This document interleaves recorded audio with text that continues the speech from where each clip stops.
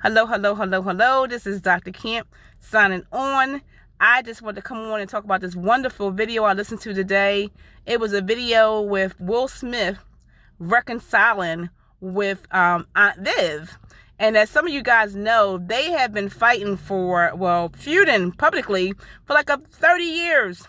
And so it was different stories. And then she released this video and she was telling him, like, basically off, okay? She put it down. And it was, oh God, you can hear how hurt she was in this video. So Will Smith he had just put on a reunion for the cast. And of course he didn't want to do it without Aunt Viv. So he called a meeting with her. Thank God she agreed to come. And she came to the meeting. Will Smith's counselor was there. And but you only could see them two talking though. But she was there just in case they weren't able to talk.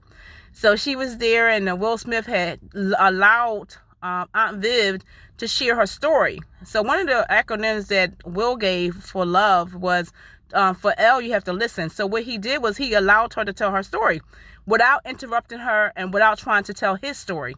So he talked to her, he let her tell her story, and she said how she felt. What she felt happened. And so another thing that he did was he was able to allow her to the parts that he agreed with, that he believed that he did, he validated her story.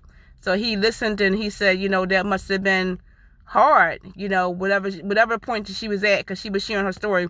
And he didn't know that. He didn't know that the pain that she was feeling, he didn't understand her story. So he wanted to understand her story. And listening and asking questions helped him to understand her story. And then he validated her in her story, like the parts that hurt her, he validated. He actually came to the table about some of the things that he felt like he did. He felt like he was young, and he wanted a mother figure. Well, he was used to being funny and making people laugh. So and she wasn't laughing anymore on the show at his jokes because she wanted a more professional environment.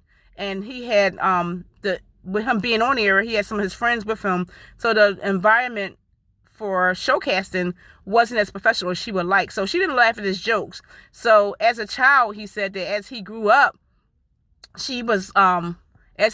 one of the ways that he knew how to feel safe was to tell jokes, because he said, if I told jokes and make people laugh, that means that people were not fighting. So so when she wouldn't laugh, he didn't feel safe. He felt threatened. So he began to say different things. And what she was saying was that she basically felt that him saying these things blackballed her out of getting a job or staying employed, or, her employment changed as a result of what, in her perception of what happened, what he was saying. So and then they reconciled, and she hugged him, and they hugged each other, and she saw later that she was on a show, and it was a reconciliation with the whole cast. Her and Will Smith reconciled right there on the spot.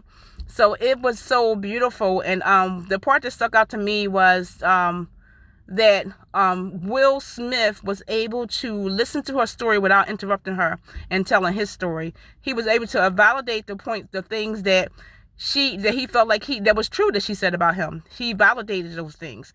And I thought that's healthy. It was very healthy of him to do that. Will Smith is one of my favorite actors anyway. I love Will Smith. I love him. Because of his transparency and his openness. He's very authentic and he's open. And I love people that can share from their heart and that can own up to what they did. And then it took him, as he matured and grew, because sometimes we gotta wait for people to grow up. As he matured and grew, he was able to make this here decision to reconcile with her. So sometimes we gotta wait for people. We gotta wait for people to grow up. We gotta wait until they can see that. But I like the fact that he made amends with her, because he was in a place in his life where he just don't want that. He don't want no drama in his life. He don't want this here relationship not to be healed, and it's healed now. And what I got out of it, another thing, was that they reconciled. And sometimes we as a people would say, well, I'm gonna forgive, but I'm not gonna forget. And no one's asking us to forget, but what you do with the stuff that you remember, you make it so you develop it into something where you can help somebody else. So if you're going to remember, you're going to forgive, and you're not going to forget, well, remember how to help somebody get out that same situation. So don't forget how to help somebody else get out of the same situation that you was in. So I just felt, I was crying and everything. My son came in, he's like, Mom, what's wrong? And I was like, oh my gosh, they're making up.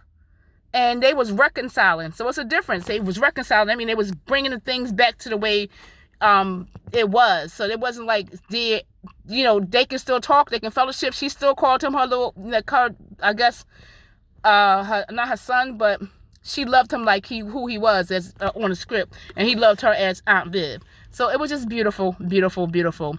So I just put this here out here so you guys can see how important it is to reconcile and just watch his tape. It's called Table Talk Takeover, and it was so beautiful. It's going to have you in tears, trust me. But let's do this in our own lives. Let's reconcile with people and have them back in our lives as they were before. And then, it's like we have to love each other. We have to love. And the first thing is learn how to listen, learn how to understand, and learn how to validate their story. The parts that you believe is true, validate those parts. So I learned a lot. I learned a lot. And it has empowered me to go out and to do the same. So thank you, Will Smith. Thank you, Jada, for your show. Thank you, Aunt Viv, for coming on, because she could have said no. She could have kept that thing going and said no, but she didn't. She didn't avoid him. She didn't decide, I'm not going to answer his calls.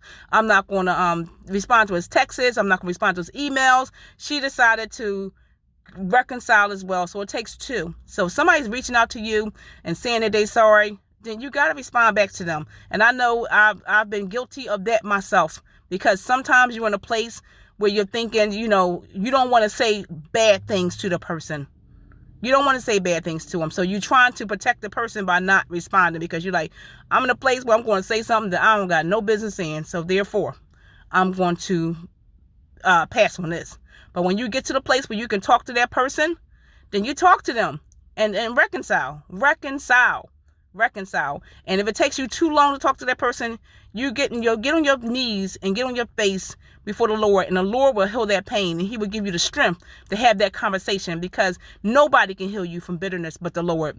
And the only way you can get healed from bitterness is by being in the presence of God, by just standing in his face. Talking about it to other people and talking about that person is not going to heal you. It's going to make it worse.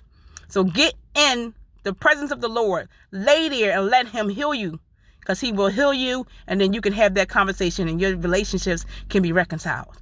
All right, God bless you. You guys have a great Saturday. Today is Saturday. I'm not sure what the date is. November, it's the 22nd. November 22nd. And you guys have a great day. This is Dr. Camp signing on.